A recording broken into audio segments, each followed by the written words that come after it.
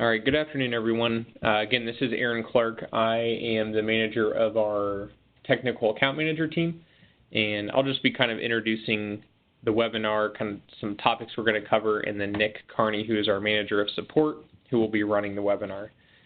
So today we're going to be looking at some basic information here around new users. And this is just a good refresher for any admin user in general. So these are a couple of things we're going to be going over. The login and management of admin and staff profiles, best practices for setup of student and company profiles, overview of job postings, review of basic settings, and then just kind of touching on some commonly used modules.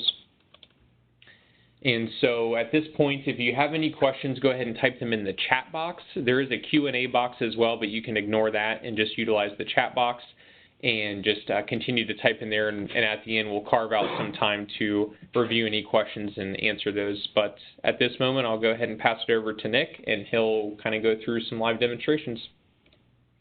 Hello, everyone. My name is Nick Carney. I'm the manager of support, and I'm going to be walking us through our webinar today. So this is all going to be new user training.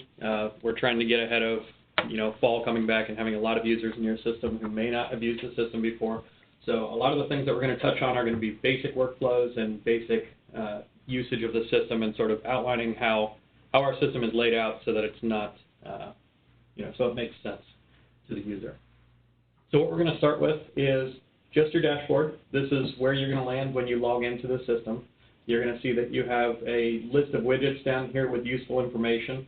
I will mention that these widgets are customizable if these are things that you want to change, remove, or add any more type of data or functionality to your system as far as the dashboard view. This is something that our support team can help you with. Most of you will have probably 5 to 7 widgets at the start when you come into the system that have just been chosen by us that we think are the most valuable and the most commonly used, such as things to just immediately search your student database, immediately search your company and contact database, as well as some metrics just showing you how the system is being used overall.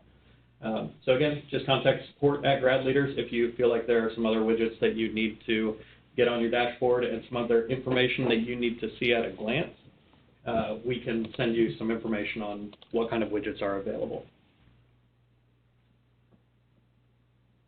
I will also note that we are in our demo environment right now. We are looking at a sort of a fake community college or undergrad campus. If you're from an MBA school, just know that there are some terminology replacements and changes throughout the system, but everything that we're going to be covering today should be fairly universal and should go hand in hand with whatever type of system you're using, whether it's an undergrad, a community college, a 2-year, an MBA, or maybe just one of our job board or co-op only schools. So across the top here, you have your main menus, which are your basic areas of the system for functionality. Some people will have less than others. If you don't currently use on-campus recruiting, for example, you won't see this at the top. If you don't use experiential learning or co-op or internship, you may call it, you won't see that. Everybody will have a variation of students, employers, jobs, as well as these few over on the right. Other activities, whereas modules of the system that don't fit under one of the job or the on-campus recruiting sections, such as advising and workshops. Configuration, where your setup and your management of your users and staff lives. Reports, which is a pre-canned report list. These are reports that we've made that automatically pull some portion of data from the system based on specific usage. And then a metrics tab, which we'll touch on later, which shows a little bit more of a graphical representation of the data in your system, similar to what you see in this portion of the screen right here with these widgets. So we're going to start with the student file. This, again, could be called candidate file in your system. It could be called user file in your system. It just depends on how you've named it. But it'll usually be in the top left corner of the system here.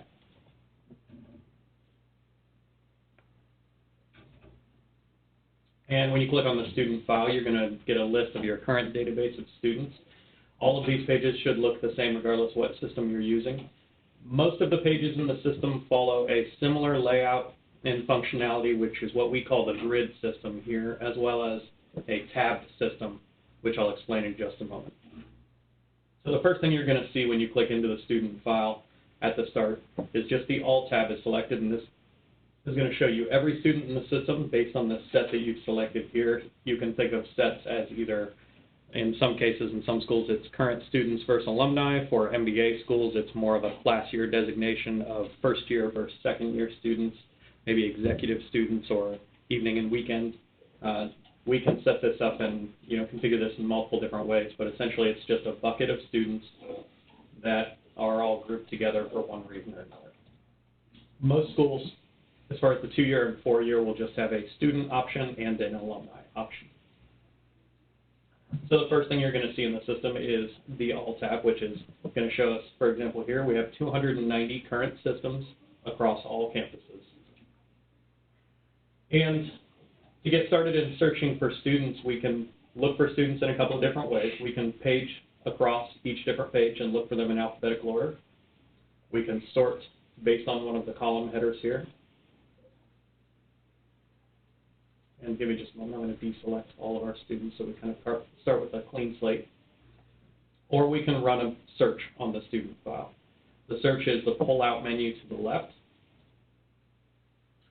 The basic search is usually going to contain about 10 criteria that are just commonly used in here, such as first name, last name.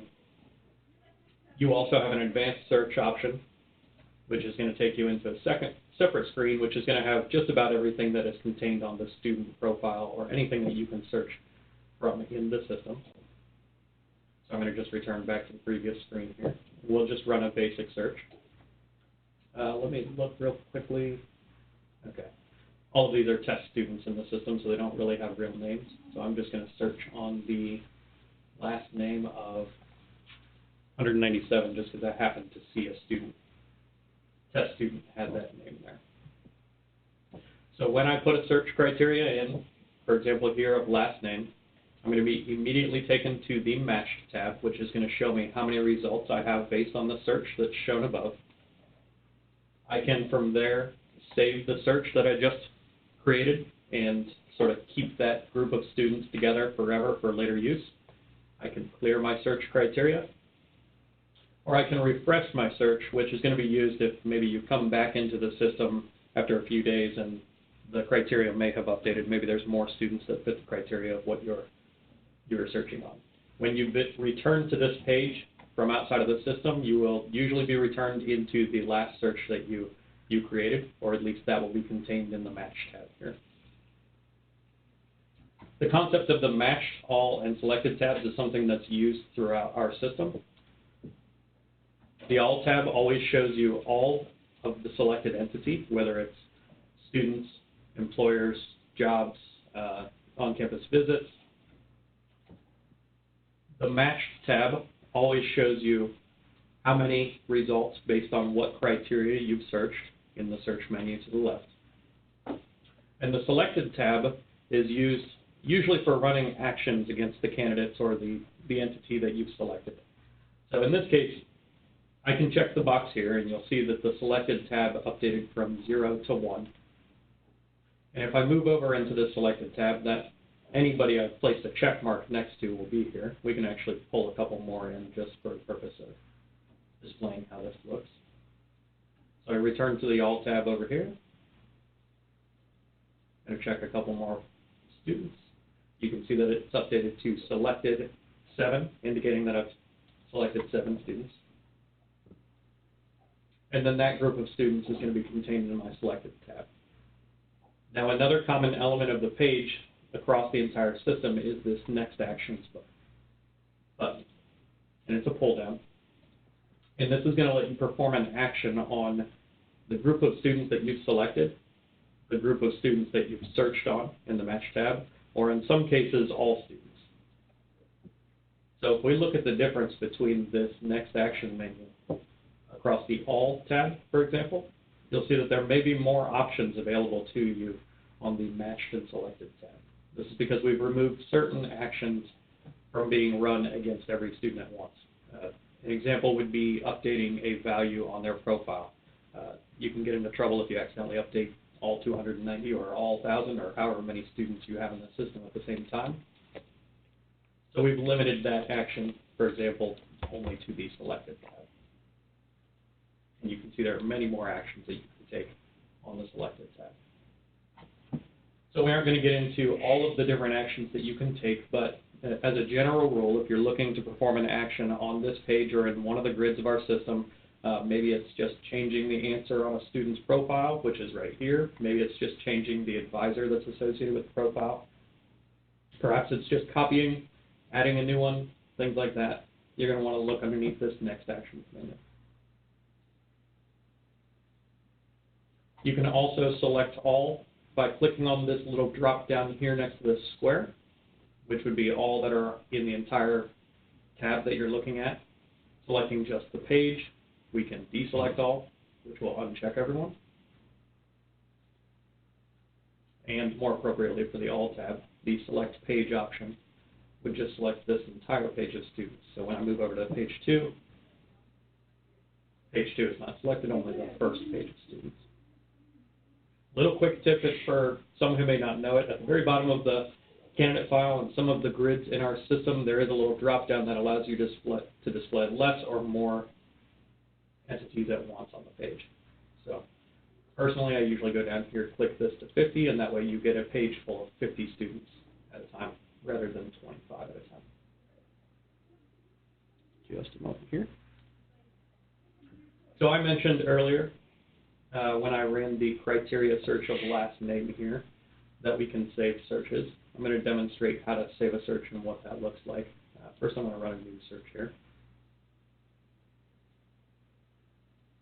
Let's just quickly deselect the students that we have selected and go back to the All tab. So I can see one of the criteria I can search on is probably program here. So maybe I want to run a search of a program of all of the students who are in the College of Engineering.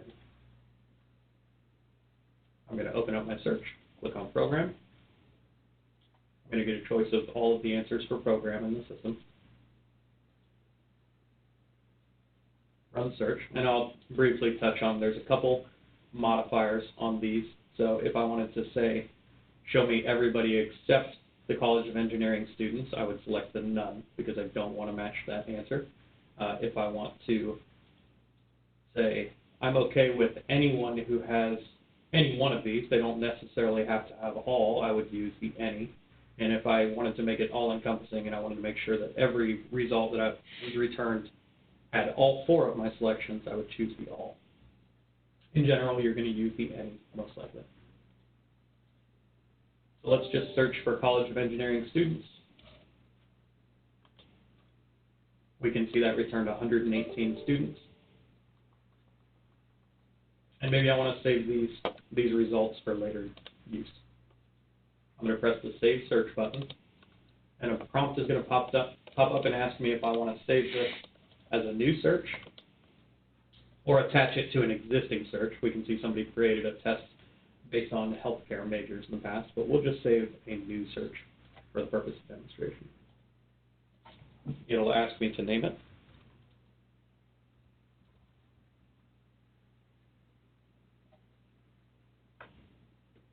So that is saved now, and underneath my student menu at the top of the page is an option called Save Searches and Agents. And what that's going to do is every time I return to click into this Save Search, it's going to run that search again and automatically pop up my results, which I can say results here, show me what the search categories were for that search, and return that group of students. Now, Save Searches are dynamic, so if you do, for example, a search on program of College of Engineering, every time you come back into the system and you choose that Save Search, if there are students who have fallen out of that criteria or who have been added to that criteria, they will be added to the results of the search. If I, for example, wanted to just save this specific group of 118 students and I didn't want any kind of criteria to affect that result in the future, I would use the concept of folders, which is sort of a bucket to place all of your selected students into. Under my Actions menu in the middle, there's a Save to Folder. I'm just going to create a new test folder of 118 students. I have the option to make it private or make it public. That means public across my users in my system, not across all of GradLeaders, just inside your school. For this purpose, I'll just make it private.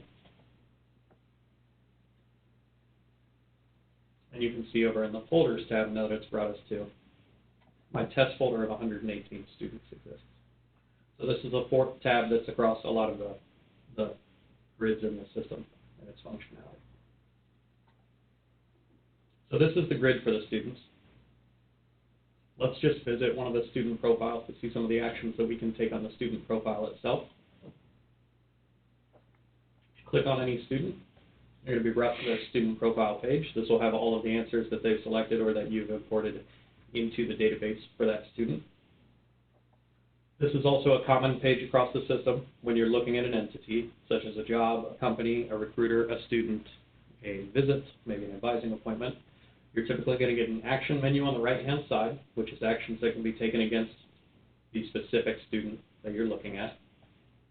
There are multiple tabs across the top, and we'll go over a couple of these briefly.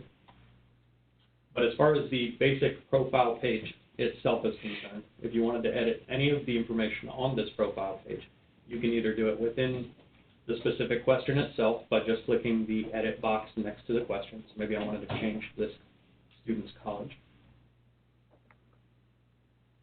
I'm going to hold the options. We're going to make this person an engineering student instead. We'll press save, and now we see it's updated. Or if we wanted to edit the entire profile at once, you can press the pencil, which is next to the detailed profile header here. And you're going to get their entire profile to edit, rather than just doing one question at a time.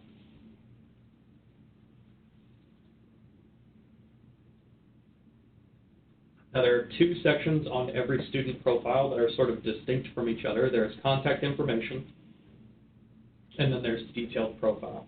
So if you want to edit this top box, just be sure that you're pressing the edit pencil button next to the header itself.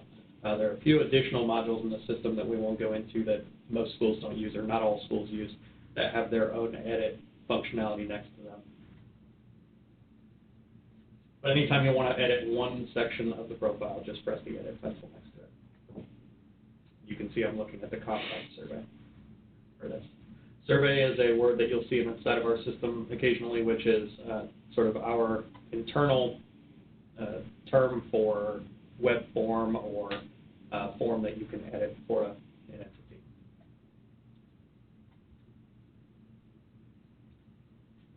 So for the student profile, there are quite a few tabs that will always be available. The resume tab is one of them. This is where you can view the resume that the student has updated or uploaded to their profile. This is where you can make notes to that resume. Or if you'd like to upload a resume for the student yourself, you can press Manage here. That'll just give you the ability to upload a new resume via the actions menu. Notes are available across all entities in the system. They all work pretty similar, whether you're looking at a student, a contact, or an employer, or a job. You can enter in a title, a date, the type of note. These are customizable, so if you need different types in your system, you can speak with either your CRM or the support department. The text, and then again, the concept of private. Am I the only user who can see it, or do I want every user in my system to be able to see this note? And we have a sample note down here that looks like there's a couple of them.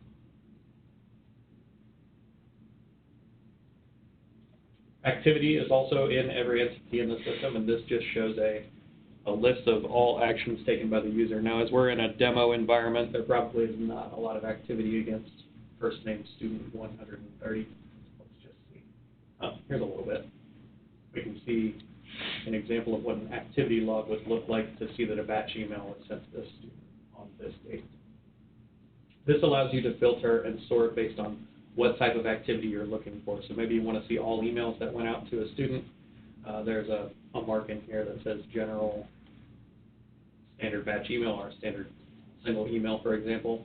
There's also related to every other module in the system. So maybe we want to see all the times that student was added to an appointment, signed up for a job, applied for a visit, all sorts of activity. We're going to skip past a few of these others because these are sort of more in-depth, advanced tabs here. I will comment real quickly that there is a status box at the top right of the student's profile. Depending on what school you're at, these may be called something different. Resume book status is something more commonly used for the MBA schools, which will include or exclude them from the employer resume book view. You may see system status up here if you're an undergrad school, which is just going to change the permissions that the student has when they log into the system. Do they see a sort of a blank dashboard that says you're not approved yet, or do they see a full dashboard and everything in the system? That's sort of the general common usage for the system status field. OCR status is also used primarily at MBA schools to determine whether the student can be is allowed to apply for on-campus events. But if you need to update these statuses, it's just a quick drop-down. And it's always available on every student profile. Let me look at my notes quickly.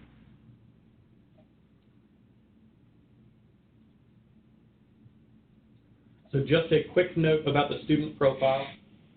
You might be wondering, how do I edit the questions and answer lists, and maybe how this student profile works. We're not going to get into editing of the profile today because it's a little bit more of an advanced feature, but I will just mention that there is a survey configuration file feature that's available. If you're interested in being able to edit your profile and having that access, we usually recommend that only 1 to 2 lead admins in the school have the ability to access that. You don't want people sort of editing these at the same time and sort of crossing up their work. But you can contact support at GradLeaders to get that turned on, and they're on our partner support site, which we'll show here a little bit later in the webinar. There's a very good video that outlines how to use that survey configuration tool. So I'm going to move over to the next section here now that we're going to cover, which is the employer module. This could be called organizations, this could be called employers, company, a few different things based on how you've decided to brand it.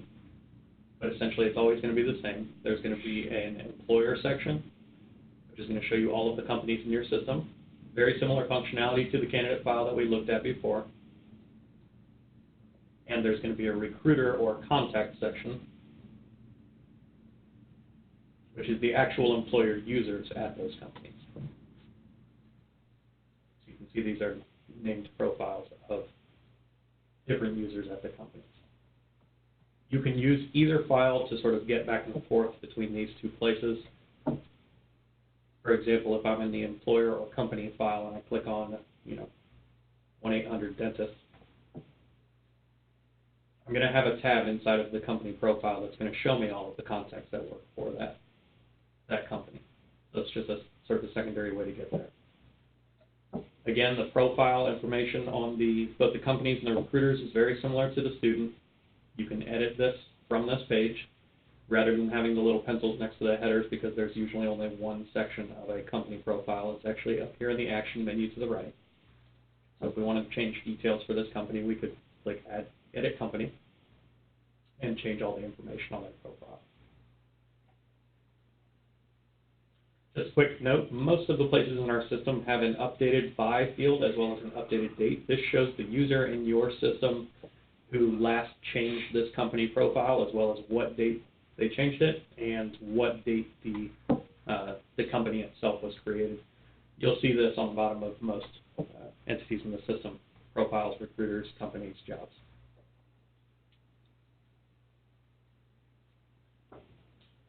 So again, we've got an activity tab if you want to see all of the activity in the system from this company. In this case, we have a little bit of sample activity. We can see that there's an on-campus interview that was scheduled for this company, a couple of job postings. You'll be able to see just about all events information for the company on this tab.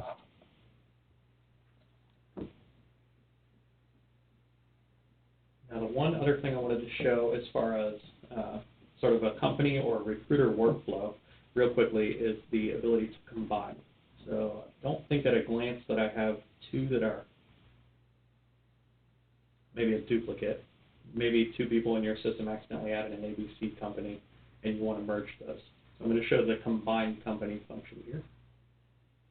There's a combined companies as well as a combined contacts. Again, those could say organization or recruiter. Same concept. And if I click this, I'm going to have the ability to combine two records into one. Now, in the case of this, it's always going to show me what is your source and what is your destination. The source is the one that I essentially want to get rid of or pull into the destination. The destination company is the one that when there is a conflict in information between the two that I'm combining, the destination will win out. So maybe they both have an address that's different on each record. The source companies will be the one that's lost. The destination company's address will be the one that's saved. So I can select the source company here. And just search here. Maybe I want to combine ABC with ABC Accounting. You'll get a quick comparison of the two different companies to see what information is available on their profile. You have a couple options down here to say, do you want to change the company name to the destination company name on all of the activity within the system? There are some cases where people don't want to change it because they want an archived, instance of what the company was called when they posted, rather than universally changing it across the system. But you can mark a selection of yes or no to these answers, and then you're going to press combine company. I'm not going to do this just in case somebody's using any of these for testing, but the result would be that we would end up with one company record with the name of ABC Accounting, and most of this information and anything over here that may have come across into a blank field into the destinations. Same concept with the combined contacts. You're going to choose first the company of the recruiters you want to combine.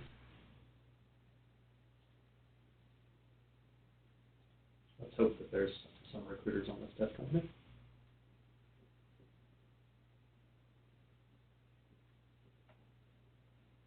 There's not, but let's, the example would be that maybe we accidentally have two John Smiths inside of this company. We would get the choice here to combine. In this case, it's not going to work because they're both the same recruiter record.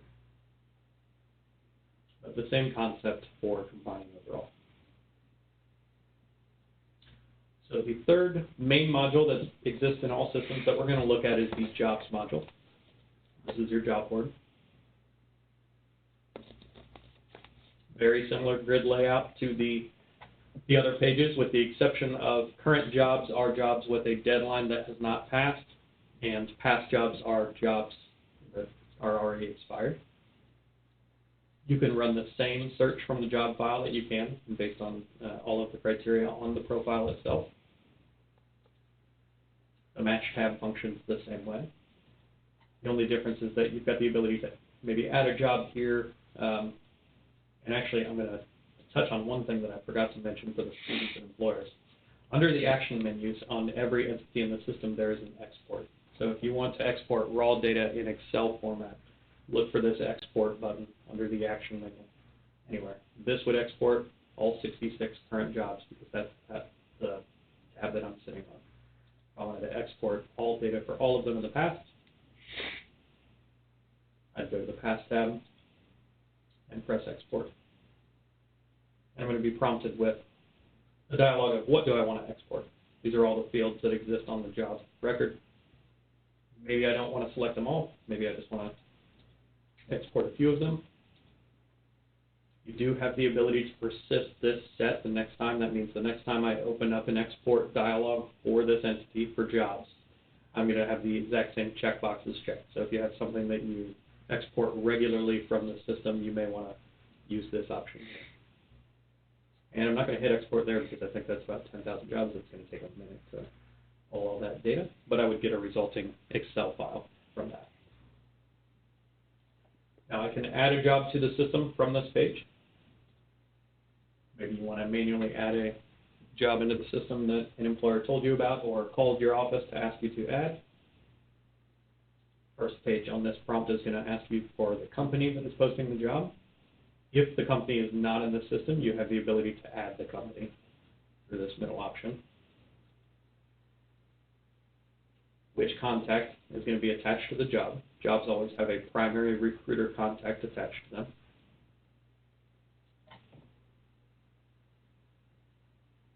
And then I'm going to have my job posting form, which is just going to collect all the information and data about the job that I'm posting.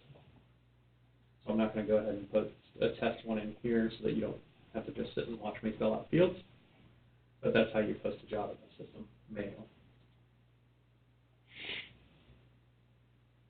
So one quick thing to show in the system that works across both the student and employers is you always have the ability to sign in as any user in the system and see what their view looks like.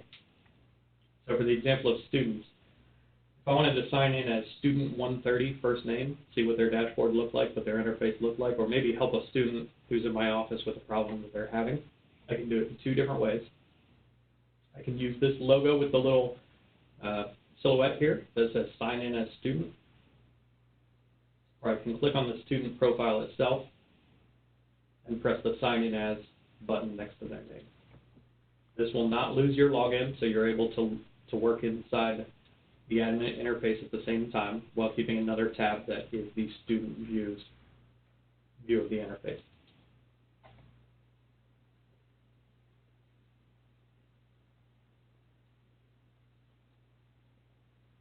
Our nice little Wi-Fi. So I'm just going to skip these registration pages, and then this is going to show me the student dashboard and interface.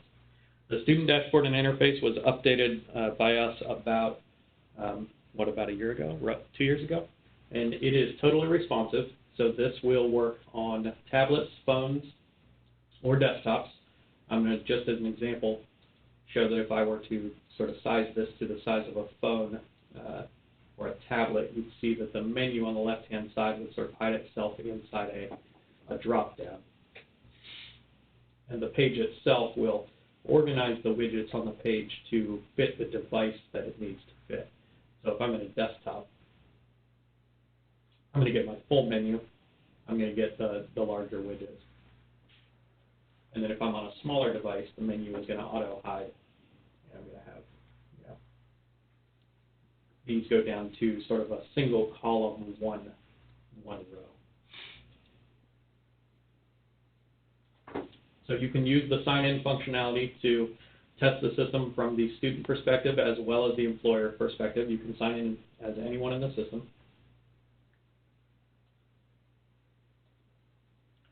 And we don't have it set up in the demo, but I think this is pretty universal on most schools. There is a dashboard widget on your dashboard related to the jobs that will show you pending jobs that have come into the system. It looks like we removed it for some sort of demoing purposes, but most of you will see it's a new jobs widget that just has a list of all jobs that have come into the system since your last visit or maybe are still awaiting approval. You can click on that little widget to take you directly to the jobs page and show you all jobs that are pending in status. So for most schools, the process is an employer comes in, posts a job, and you have to manually approve it. If you'd like to automatically approve every job that comes into your system, maybe that's not highly recommended, but if that is something you want to do, the support team can help you set up a default job status for that. But I'm just going to show real quickly, if this job came in as pending, we would click into the job, and we have the job posting status at the top right-hand side. Hitting approved will make that visible to your students. Jobs that are pending, declined, canceled, will not show to your students in the student interface. A couple of other things in the job page itself. You can always see the list of applicants who applied. You can always add an applicant manually from the system. If I press the add button, I'm going to get a list of my students with a search criteria to sort out which one I'm looking for. I can see whether they have a resume or not. In this case, this job requires a resume, so I'm not able to add this as an application there. But let's see, Ellie has a application or a resume. So I'm going to add her to the posting. I get the ability to send an email to the student, just a pop-up that notifies them they've been applied to the job. If I don't want to send that email, I can just press cancel. She'll still be added as an applicant. And now I have one applicant on this job posting. Other things you may do from the job postings that are pretty common.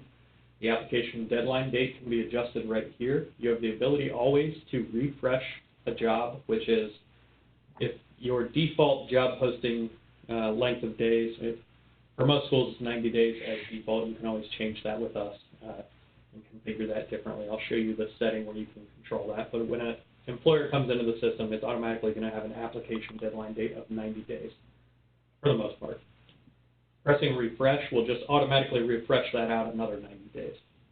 If you need to manually expire a job, you can either go up here and press cancel. You can cancel it from here. Or maybe you just want to put the deadline date to the past, which will effectively not cancel it. It won't show as canceled, but it won't display in the current job list anymore.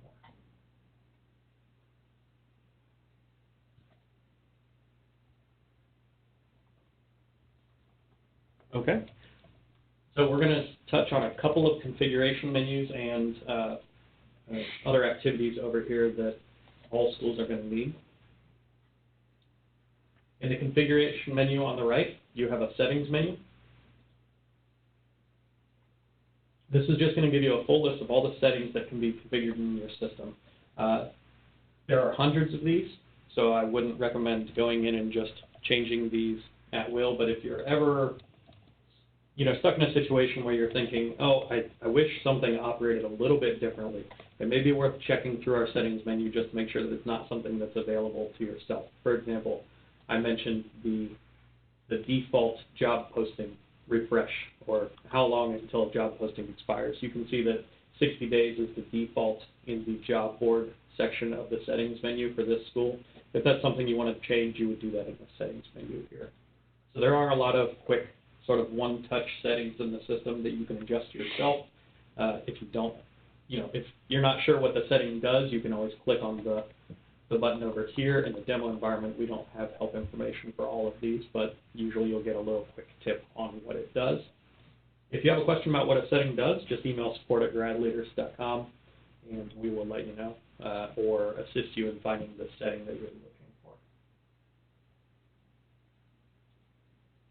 One setting I'll call your attention to, just in case you're at a new school that maybe has not set this up yet, are these default emails. Now, these emails are the emails that are defaulted into the system when certain actions are taken. So, for example, the job board email is the email that any automatic or pop-up or agent emails that come from the system automatically comes from. So you may want to update these with your career services email, or maybe if you have one person who manages your job board, you might want to put their email here if that's the person you want to be contacted about jobs, for example. OCR would be on-campus recruiting or on-campus events. If you have a single point of contact or a certain office that handles those, you want to definitely make sure that those are updated. By default, when you launch your school, we usually take your primary career services email, and that's what's populating all of these. So make sure that you adjust those as needed. We also have tabs up here that show you what area of the system the settings are in reference to. OCR contains everything about company events, things like that. The other tab contains all of the settings related to advising, mock interviews, peer advising, if you use those modules, as well as workshops. Check-in is our automated attendance feature if you use something like a card swipe for events. The settings for that are over here. And then we have an email menu where we have a sort of an unsubscribe contact email address. That's a newer feature that we have where you can build an unsubscribe button into certain emails in your system. If you don't use that, that can remain blank. So that's the setting menu at a glance. Make sure that you look here for any sort of settings that you need in the system that you might be curious about configuring or changing that don't require you to contact us. I'm going to go to the Manage Users next. So the Manage Users is your admin users menu. This is where you control people who can get into your system as an administrator user or also as employer users. So in this case, this is a list of all the users who have an admin login to the system. You can use the Next Actions menu to add a user if needed to the system. You're going to get a pop-up prompt. It's going to ask you for a username, a password, and an email address. These first 4 fields are required. You can put notes on each user if needed. And then there's 2 boxes here. For undergrad schools, you're usually going to just see the student and alumni. And what that does is it limits this user from being able to see that population of students. So maybe you have student workers or advisors or users in your system who should not have access to certain student data based on what class year or group that student is in. You can use this subscriptions button to change it.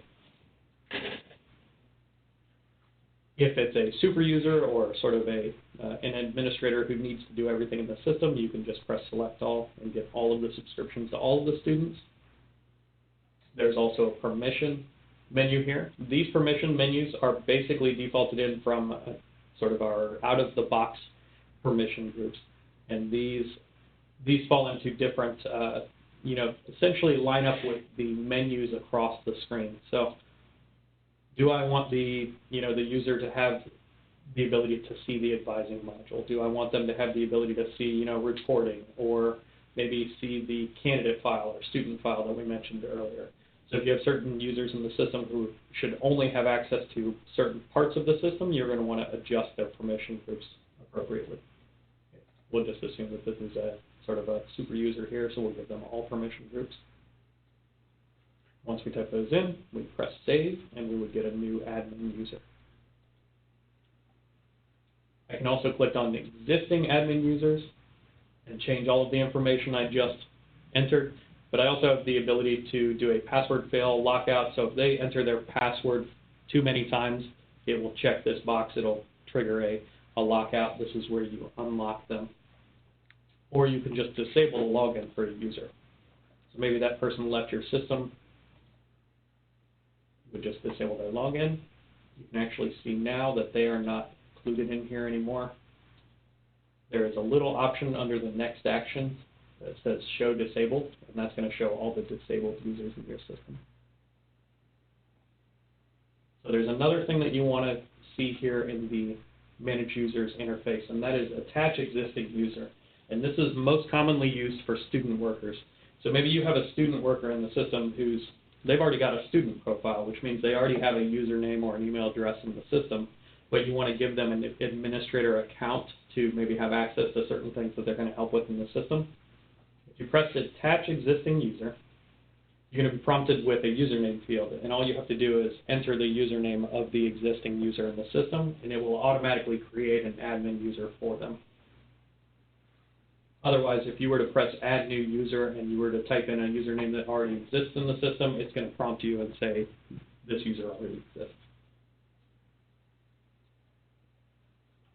There's a similar tab for employer users. Now the employer users, I don't want to say it's here just for informational purposes, because you can do a lot of things to adjust the employer users as needed, but these are going to be created automatically by the system as employers log into their login links and press the create new account. This just gives you a way to track down all of the usernames and emails and maybe search for a user who's in the system.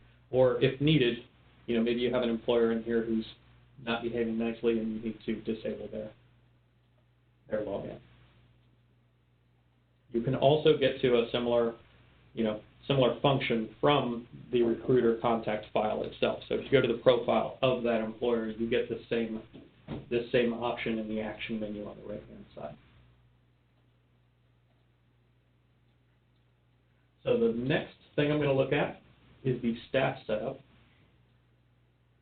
And as an explanation, so staff setup and manage users may seem like they are similar menus, but the staff setup is profiles. So maybe you don't want these users to have access to the system. You just want them to be here on record in the system so that maybe you can add them or attach them to something like a company event as a point person or a workshop. They don't necessarily need to have a login to the system. So these two menus work together, but they are separate. So in this case, Charlie Charles here, he does not have a login account, which is a login account that I would have given him from the managed users record here. It's just sort of a profile in the system to keep his information in here. You can designate from the staff profiles that you're looking at whether that person is an advisor. That makes them available to select inside the advising module to create advising appointments for them. If you use our account manager functionality where certain staff profiles are associated with certain company records, you can designate them as an account manager. And an opportunity, is that a co-op manager term replacement? So an opportunity manager would be like a co-op or a supervisor or not a supervisor, a co-op manager or an internship manager in the system. It's just named slightly different here. So the staff setup allows me to associate sort of more detailed profile information with the login, the admin login accounts that I wanted, or leave just sort of blank profiles that are not attached to a login. If I had a staff profile that I wanted to assign a login account, I would just press the Assign Login Account button, and then one of those administrator accounts that I created earlier, I could just associate with it.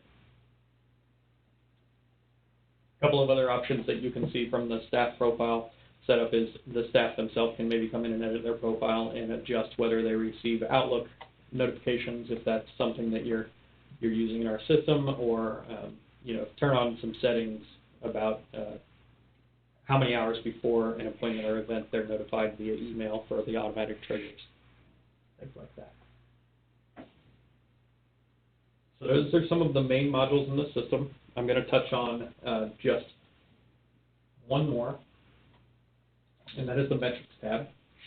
The Metrics tab is something we added about a year ago, and it is via a tool that we have called Looker that sort of is a one-to-one sync with all of the database in information inside of your system that allows you to pull out visual analytics and information from your system. So we have a new metrics tab built over here with different sections based on what we believe is valuable to you in the system. Email metrics, student activity. Student activity is a good one to look at to start.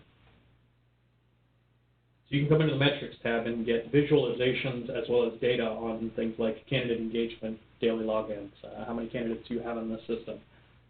And every one of these Metrics tabs has the ability to filter on some basic information in case you want to change these metrics to your liking,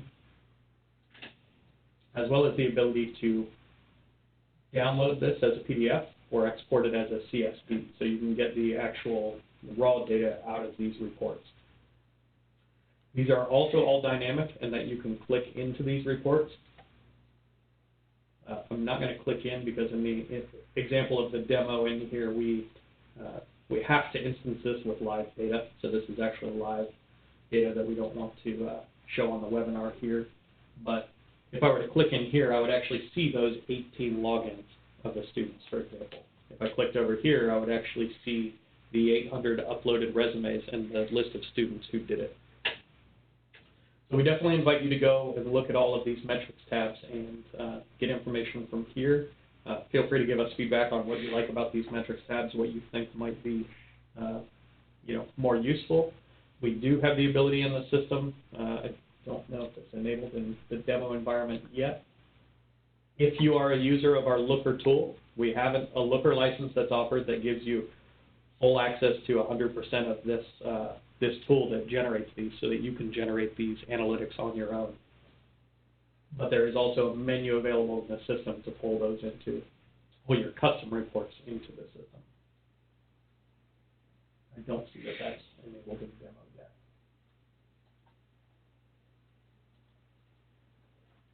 Let's see. And with that, I'm at the end of my rundown of all the modules that I was going to cover in the system. I'm going to look into the chat here to see if anyone has questions. Let me make sure that I have the right.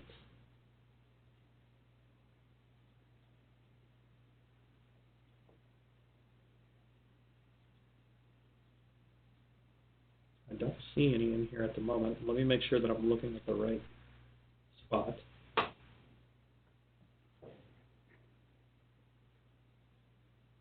There it is. Now I see it.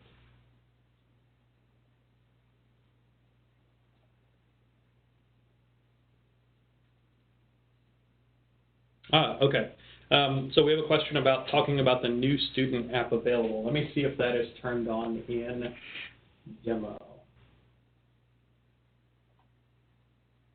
If it's not, I will just talk about it and explain it, but if it is turned on in demo, we can definitely take a look. Give me just a moment. So while I'm pulling this up, you want to talk about how it works? That way I can get this. Yeah, we have the ability now to upload a logo that's provided by you, and we can help track one down if needed, but normally your marketing team should have one, and it's a square logo. The maximum size would be 200 pixels by 200 pixels, but as long as it's that square type of logo, that's going to work as the image for the app. And this app can be saved to the home screen of mobile devices, whether it's a tablet or a phone, and it can also be saved to a desktop for a little desktop icon as well. So you basically can supply the logo, and you determine what the short name is going to be. So if it's something like, for this example in the demo, Midwest Regional Community College, maybe it's MRCC Dashboard or MRCC Recruiting Site, whatever you want to label it as a short name to display when they do download or save that to their home screen or desktop. You can let us know what that is as well. All that's going through support, so it could just be a general support ticket that says, here's our logo, again, square logo, max size 200 pixel by 200 pixel, and here's what we want the title of it to be. And then the other change is there's a little prompt, kind of a pop-up box on the student interface that will display your image, display the name that you gave us, and it'll just have a description that says, click here to download an app to your device. And there's a little arrow that they can click, and it automatically kind of takes that process and puts it on their home screen or their desktop without them having to take any extra steps other than just clicking it. We do have it live for quite a few schools right now since it was released, but that's really the gist of it. It's just a nice way to walk the student through kind of downloading this as a shortcut. It's not a mobile app. They don't have to go to the App Store on Android or iPhone and search for it and download it. This is just basically saving it to their home screen. It's an action that they can take, and they have been able to take historically. We are just able to now embed a logo and kind of prompt them and save them a lot of time by not having to go through the steps. They can just click on one button in the interface and it'll take the work for them. So unfortunately, it doesn't look like it's enabled in demo, but I'll try to sort of explain and visualize how this works. So if the user comes into the system, the system will detect, have they installed this logo before or installed this app before? So in this case, there would be a little pop-up that would display at the top of the screen, and it would say, would you like to download the Midwest Regional Community College app on your device? And there's a little download arrow button, and they click on it, and that just places it directly on the home screen of their app, on their desktop, of their phone, and it looks just like an app. It works just like an app. It takes them directly to the login page the next time they click it. We can send a follow-up since we have all the attendees on this, we can send a follow-up with a demo video that we have that shows that in action. And yes, Molly, the question was, so the student take the action from the home page of their interface. Yes, they take the action from a little widget that will pop up. Now, it's not enabled on this demo site currently. We actually just released this maybe a week or two ago. I think it's also on the login screen. It's also on the student login screen, so they don't necessarily have to get into the system to see it. As soon as they come to the login screen, they'll get a similar pop-up that says, hey, would you like to add this to your device? Yeah. To be fair, though, if you have single sign-on enabled as a school, it'll only show when they get to their dashboard, because the splash page for them to log in and authenticate is your single sign-on school page. So it's not something we can force on that page, but they'll either get it on the login page if they don't use single sign-on, or they'll get it on the dashboard page regardless. Okay, so I have another question that says, question about the employers posting their jobs on GradLeaders. How do jobs come in, or how do employers have access to submit their positions? So you will have an employer login link that's associated with your school. Let's see.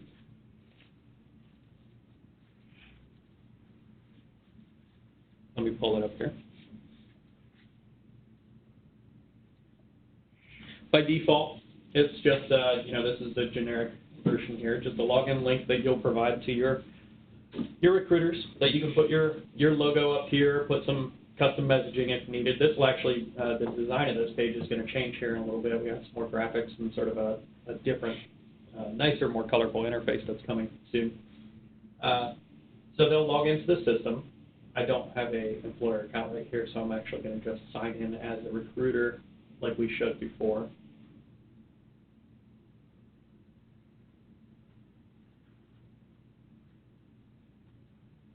And there goes my internet running slow again.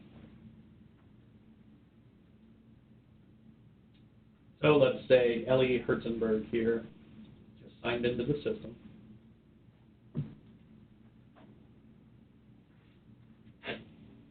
They would see the employer dashboard, which is very similar to the, it looks like somebody put the Ohio State logo up here for demo purposes. So they'd see a similar dashboard to what the students see. This is, again, customizable. These widgets usually are editable screen messages by you or images that your school has provided, although there are some basic widgets that are available. So they have the button right on their home page to either add new job posting, or they can go over to the menu over here and just click on job postings. It looks like in this case somebody tested a lot of jobs, so this would be the employer's jobs that they posted in the past, but they can always add a new one. And when they add a new job, they're going to get a job posting form pretty similar to what we saw over on the admin interface, where they're just going to complete all of the fields. Specify what they're looking for on the job, and then just press save. Now, once they press save there, that job is going to come over to the job postings page in your admin interface with a default status of pending, and then you can approve it. The second way that jobs can come into the system is if you participate in our multi-post network, which is the ability for job employers who use our GradLeaders recruiting subscription, which is sort of a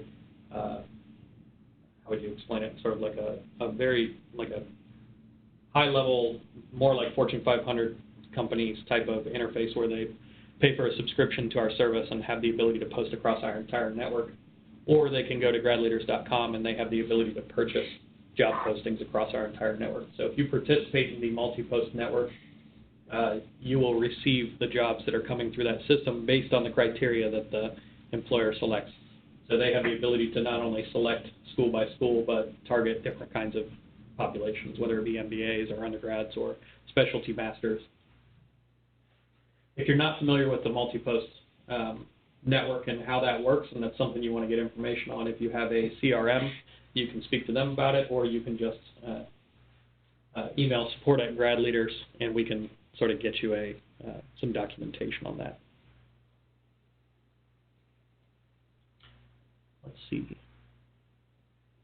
I think that's it. There was another one about the student app, but we covered that. So if there was any kind of follow-up question that you had on that, just let me know. I'm going to give it just another minute or two in case somebody else has a question to put it in here. We will briefly touch on a couple more points that we had here. Yep. So we are starting to, a lot of you may be familiar with our partner support page. That's where a lot of our resources are. That's where live chat is as well. But we're making some changes to kind of, I guess, gate some of this out, kind of behind some security here, and it's mainly just for security purposes, but to leave you guys with access as well. So the best way to access that is going to be kind of displayed here in the PowerPoint. Up in the top right of your admin interface is going to be a little help menu where you have two options. One's the Support and Resource Center, which is also referred to as Partner Support. That's where we have tons of webinars like this that have been recorded in the past, training videos, walkthrough guides, And then that's also where our live chat is, so you can chat with our support team, 8 a.m. to 5 p.m. Eastern Time. And then the second option is to submit a feature idea. So as you're watching a webinar like this or poking around the system, it's a good way to basically communicate with us and say, hey, this is how I think the system should work. So if there's a function that you think should exist, submitting a feature idea is the best way to do it, because there's two results. We're either going to receive that and identify that it can be done, it's just not configured correctly, and then that way we can reach out to you and get that accomplished. Or if it's something that doesn't exist, we have meetings here internally that both Nick and I are involved in. And a lot of the features that have come out with even this calendar year, I'd say probably a good 80 to 90% of the features that have come out this calendar year have all been suggestions from our other schools. So we definitely want to hear that feedback so we can discuss it internally and kind of move forward with it. And then again, like I mentioned, live chat, if you go to that help menu to the support center, the partner support page, that little pop-up chat box will be there, again, 8 a.m. to 5 p.m. Eastern Time. And here's just a couple just kind of takeaways here, just some things that are kind of nice to do this time of year or sporadically, just to make sure everybody's on the same page and your kind of system staying tight. So review profile questions to make sure they include the information you need. That could be student profile, company profile, contact or recruiter profile. Same with job posting forms that we looked at. Review admin user accounts, make sure they're set up. Nick touched on that with manage users. Instruct admin and staff to log in and check they have visibility to all relevant functions.